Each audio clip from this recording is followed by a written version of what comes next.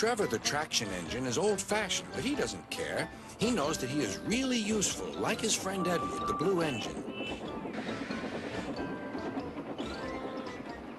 Early one morning, Trevor was chuffing about the vicarage orchard. He had important news for Edward. The vicar says that not all children are able to have holidays by the sea, so he's having a garden party to raise money for a seaside trip. I'm going to be the star attraction, chatted Trevor, giving rides to all the visitors. The vicar is putting up posters all about it. I'd like to help too, sighed Edward, but without my rails, I wouldn't be much good at a garden party.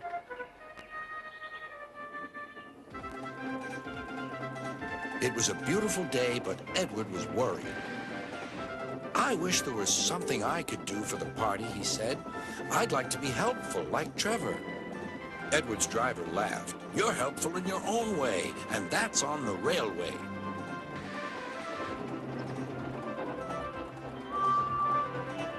Next day, it was Trevor's turn to look disappointed. He had bad news. The vicar's been so busy that he forgot to put up the posters. Now no one will know about the party. But Edward had an idea. Don't worry, he said. Everything is going to be all right. Then he explained to his driver. The vicar can paste his posters on my cab and coaches, so wherever I go, they'll go too.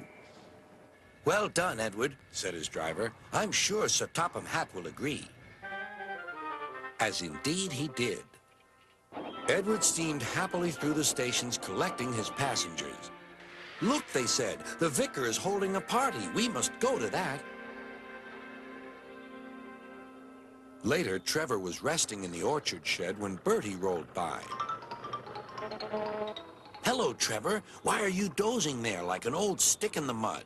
I'm not dozing. I'm resting, replied Trevor. Then he told Bertie about the vicar's party.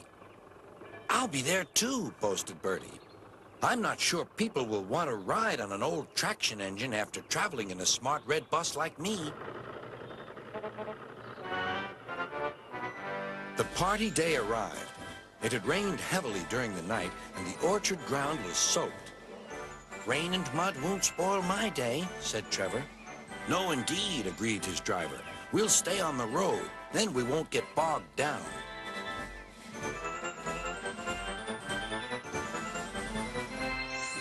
Trevor was soon busy trundling up and down the quiet country lane, carrying lots of laughing children.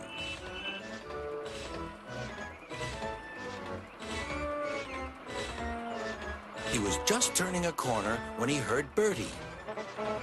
Hello, old-timer. I'm taking everyone to the party. People have come from all over the island. Trevor gave Bertie a cheerful whistle and turned back toward the orchard. Then there was trouble. Help, I'm stuck, shouted Bertie. His wheels had sunk deep in the orchard mud. Terence the tractor arrived just in time. I'm the one who has to plow fields, laughed Terence. We'd better get you out of here. Using strong ropes, Terence and Trevor pulled Bertie clear of the mud. This will teach Bertie a thing or two, Trevor chuffed to himself. At last, Bertie was on the road again.